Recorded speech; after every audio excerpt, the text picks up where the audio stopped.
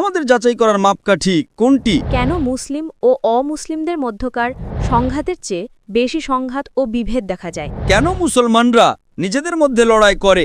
আসসালামু আলাইকুম ওরহমতুল্লাহি ওয়াবারাকাতুহু। আমার নাম হিলমা নিসা সালেহা। আমি একজন ছাত্রী। আমি দারুল মুখলিসিন ইসলামিক বোর্ডিং স্কুল থেকে এসেছি। আমি আপনাকে একটি ছোট এবং সংক্ষিপ্ত প্রশ্ন করতে চাই। মুসলিমদের নিজেদের মধ্যে কেন মুসলিম ও অমুসলিমদের মধ্যকার সংঘাতের চেয়ে বেশি সংঘাত ও বিভেদ দেখা যায়?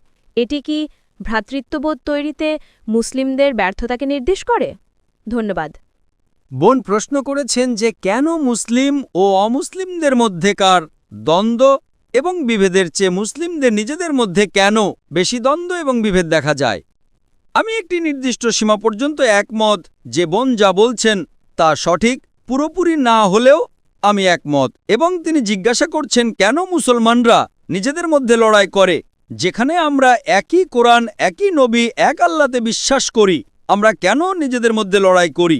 এর কারণ হলো জ্ঞানের অভাব, অজ্ঞতা। কারণ তারা কোরআন পড়ে না। যদি তারা কোরআন পড়ত এবং আপনি কোরআন বাস্তবায়ন করতেন, তাহলে মুসলিমরা সম্পূর্ণ ঐক্যবদ্ধ থাকত। দুর্ভাগ্যজনকভাবে আমরা বুঝে কোরআন পড়ি না, আমরা হয়তো না বুঝেই আরবি পড়ি। সুতরাং যদি আমরা বুঝে কোরআন পড়ি এবং তা বাস্তবায়ন করি, আমরা ঐক্যবদ্ধ হব। দুর্ভাগ্যজনকভাবে কেউ এমন বক্তৃতা দেয় যা হয়তো কোরআনের অংশ নয়, হাদিসের অংশ নয়, এবং সেই কারণেই বিভিন্ন মতামতের সৃষ্টি হয়।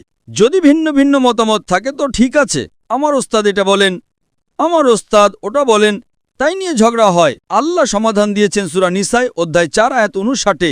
আমি উদ্ধৃত করেছি, আমি রেফারেন্স দিচ্ছি, এবং আয়াতটি চলতে থাকে, আল্লাহর আনুগত্য করো এবং রাসূলের আনুগত্য করো এবং তাদের যাদের কর্তৃত্ব দেওয়া হয়েছে, যেমন আলেমরা।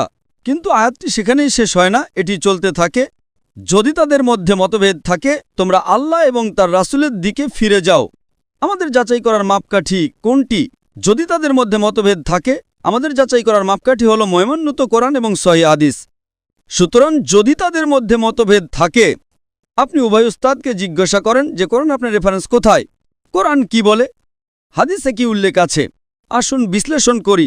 সুতরাং যদি কোরআন সমাধান দেয় আল্লাহর আনুগত্য করো, রাসূলের আনুগত্য করো, জ্ঞানী লোকদের আনুগত্য করো, কিন্তু যদি তাদের মধ্যে মতভেদ থাকে তবে আল্লাহ এবং তার রাসূলের দিকে ফিরে যাও। সুতরাং আমরা আল্লাহ এবং রাসূলের দিকে ফিরে যাই না, এটাই সমস্যা। যদি আপনারা আল্লাহ এবং রাসূলের দিকে ফিরে যান, ইনশাআল্লাহ আমরা আরও ঐক্যবদ্ধ হব এবং মতভেদ থাকবে না। আশা করি উত্তরটা পেয়েছেন। ধন্যবাদ স্যার।